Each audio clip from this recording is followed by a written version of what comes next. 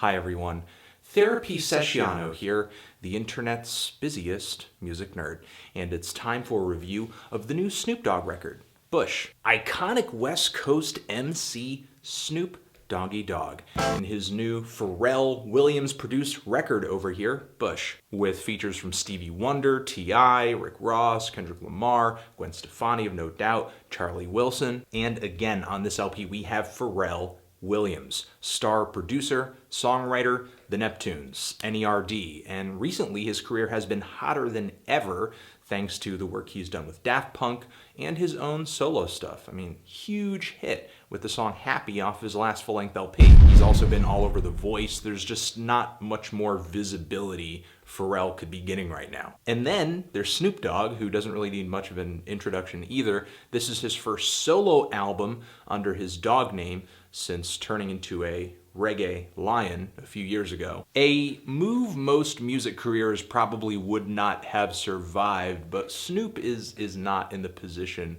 of most musicians. He is one of the godfathers and architects of modern rap as we know it, and he's responsible for some of the genre's most memorable and significant songs. That's not really a reputation you could shake overnight. Plus all of the extracurricular activities he would do after the 90s, collaborations, movie appearances, so on and so forth, as well as some solid singles, would sort of turn him into this worldwide icon. He's just kind of become this universally celebrated figure, not just because of his music, but because of his image and his style and just his vibe that he brings in music or in interviews or whatever project he's sort of involved in. Now let's also get out of the way. Much of Snoop Dogg's discography since his second album has been super mediocre. Almost every record he's put out since then has had at least a few decent singles on it. But, you know, let's be honest, Snoop's success, at least right now, or as of late, doesn't really hinge on him putting out a good record. Snoop's place in hip-hop history is solidified, and he's been doing a good job of just kind of keeping his brand alive by staying in the public eye.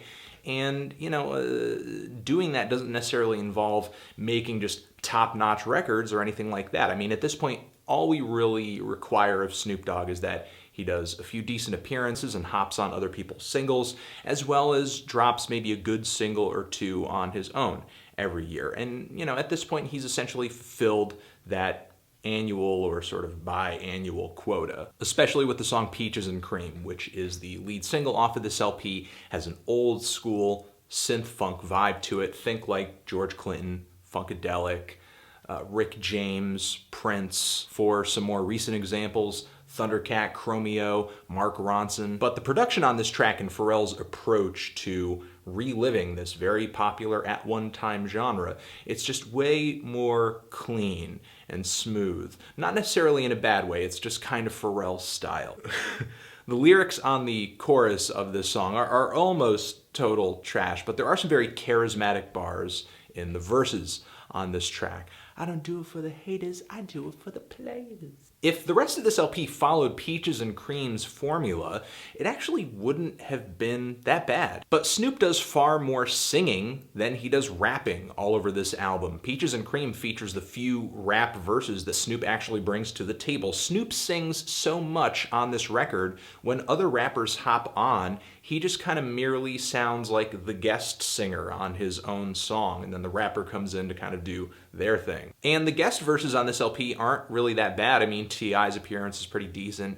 Kendrick's verse is great. Rick Ross is okay. Not that I was really expecting that much from Rick Ross.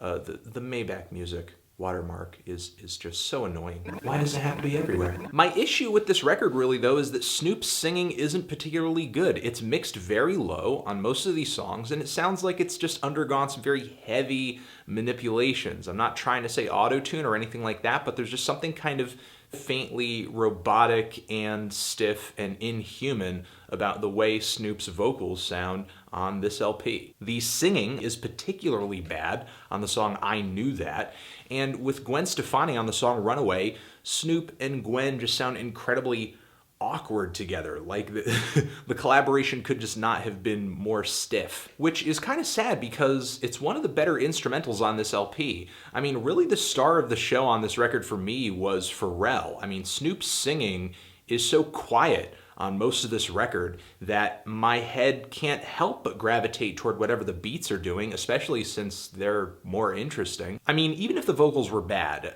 I don't understand why not mix them louder if Snoop is supposed to be the star of the show. And for those of you who didn't really see this sound or this direction coming, I mean, you had to have heard Peaches and Cream, and also Snoop not too long ago did a collaborative record with Dame Funk, whose production style is primarily synth funk, but that was kind of a smaller, independent underground release. It was okay. It had its moments. I prefer Dame's production style maybe just a little bit more than Pharrell's when it comes to this synth funk sound. I think Dame's beats and his grooves just kind of rock a little bit harder. His synth tones have just maybe a little bit more bite. So while there are good elements about this record, whether it be the beats or maybe the tune of a song or maybe what a guest does when they come onto a track, little to nothing of this record's goodness, in my opinion, has to do with Snoop, at least when it comes to the performance aspect. I mean, maybe he was writing a lot of what makes this album so good in terms of its writing, but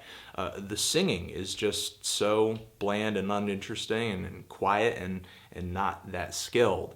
I mean, for me, there wasn't really much of anything outside of one song that I could say Snoop really hooked me in and kept me interested.